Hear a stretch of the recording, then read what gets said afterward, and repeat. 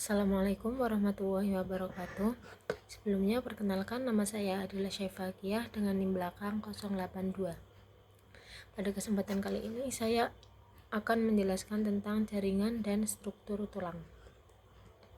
Sebelumnya, teman-teman tahu gak sih apa itu sistem rangka? Sistem rangka adalah kerangka tubuh yang terdiri dari tulang-tulang yang saling terhubung, berperan dalam menopang tubuh, melindungi organ dalam, serta membantu gerakan dan pembentukan sel darah.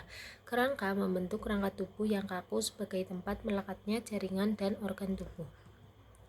Fungsi dari sistem rangka sendiri yaitu yang pertama sebagai penegak tubuh, yang kedua sebagai pembentuk tubuh, yang ketiga tempat melekatnya otot rangka, yang keempat melindungi organ-organ penting, yang kelima tempat pembentukan sel darah merah, dan yang terakhir yaitu sebagai alat gerak pasif. Manusia memiliki endoskeleton, yaitu kerangka yang berada di dalam tubuh, sedangkan arthropoda seperti belalang, udang, dan kepiting memiliki eksoskeleton, yaitu kerangka di luar tubuh. Tulang disebut alat gerak pasif, sedangkan otot merupakan alat gerak aktif. Jumlah tulang pada manusia yaitu pada bayi memiliki sekitar 270-350 tulang. Banyak tulang yang masih terpisah, tulang rawannya masih banyak, beberapa tulang belum menyatu. Sedangkan pada orang dewasa memiliki 206 tulang. Mengapa tulangnya berkurang? Berkurangnya jumlah tulang disebabkan oleh penyatuan beberapa tulang selama pertumbuhan.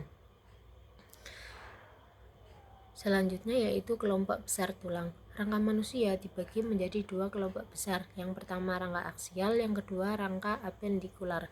Rangka aksial memiliki 80 tulang yang membentuk poros tubuh, seperti pada tulang tengkorak memiliki 29 tulang, tulang dada memiliki 25 tulang, tulang rusuk 24 tulang, dan tulang belakang 32 tulang.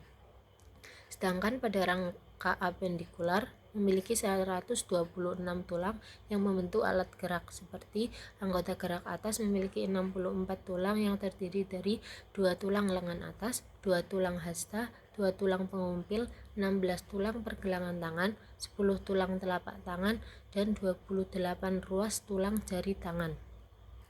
Selanjutnya anggota gerak bawah memiliki 62 tulang yang terdiri dari 2 tulang paha, 2 tulang kering, 2 tulang betis, 14 tulang pergelangan kaki, 10 tulang telapak kaki, dan 28 ruas tulang jari kaki. Jadi total dari kelompok besar tulang ini ada 206 tulang, 80 dari rangka aksial dan 126 dari rangka apendikular. Selanjutnya organ vital yang dilindungi tulang ada 6, yaitu tengkorak. Tengkorak melindungi otak dan organ pendengaran, rusuk dan sternum melindungi jantung dan paru-paru, tulang belakang melindungi sumsum tulang belakang, panggul melindungi organ reproduksi dan ekskresi, tempurung lutut dan hasta melindungi sendi lutut dan hasta, pergelangan tangan dan kaki melindungi persendian.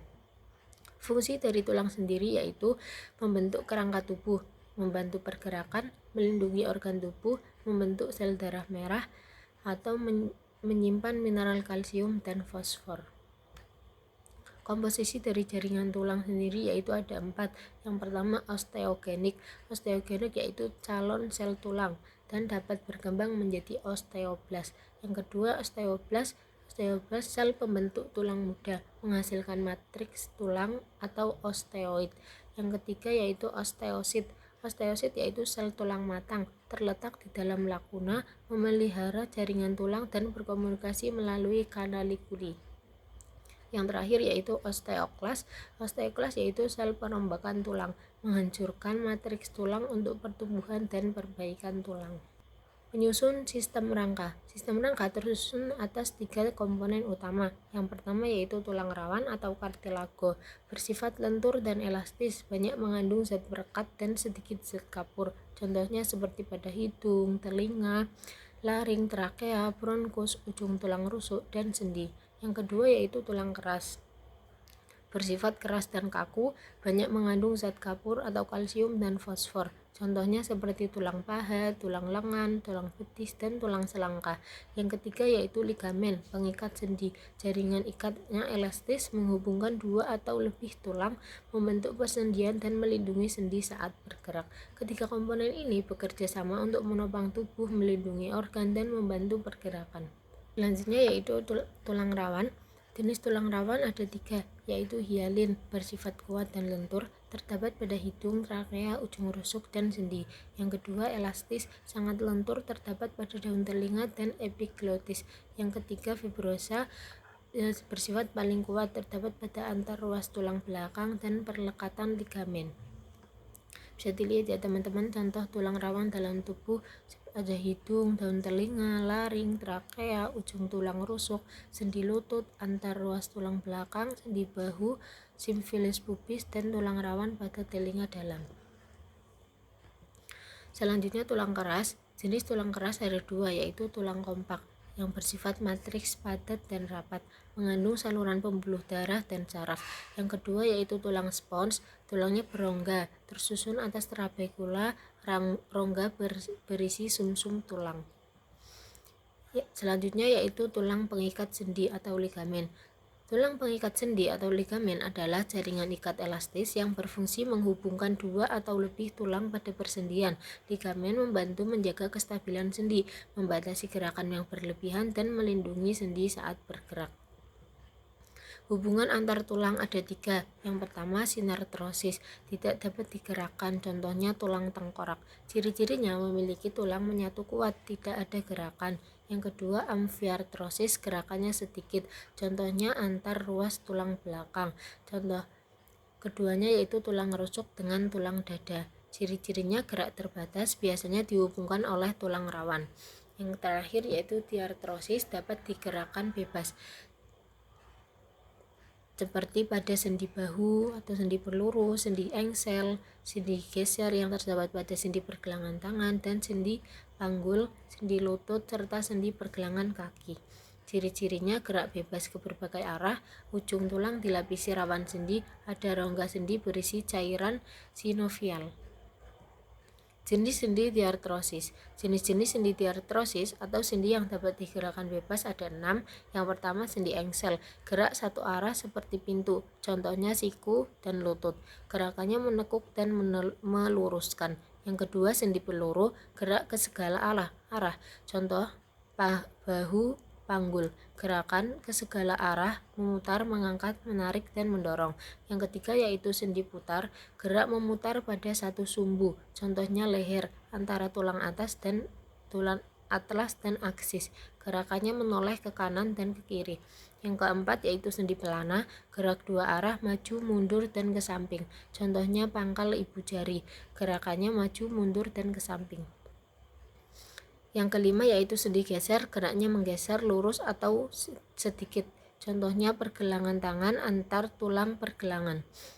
Yang keenam yaitu sendi kondiloid, gerak dua arah tapi terbatas, contohnya pergelangan tangan, sendi antara radius dan karpal.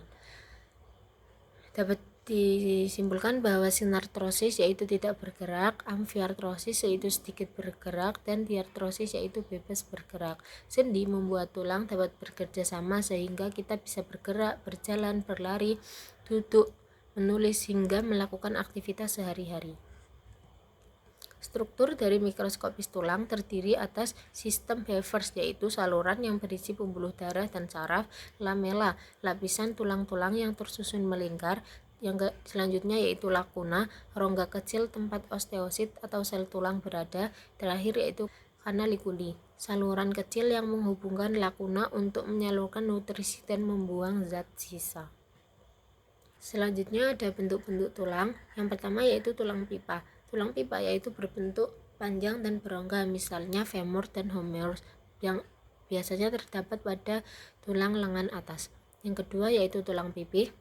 Tulang pipi berbentuk tipis dan lebar, misalnya tulang tengkorak dan rusuk.